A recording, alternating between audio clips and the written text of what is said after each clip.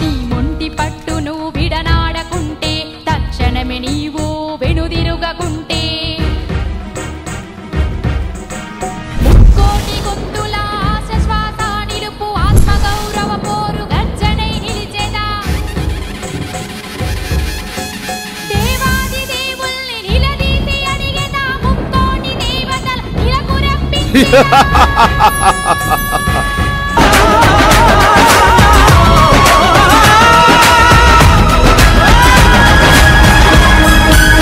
శారీరక మరియు మానసిక ఆరోగ్యానికి అవసరమైన వాటిల్లో నిద్ర చాలా ప్రాధాన్యమైనది. మనం ఎంత సంపాదించినా ఎంత కష్టపడ్డా కూడా కడుపు నిండా ఆహారం కంటి నిండా నిద్ర ఉండాలి.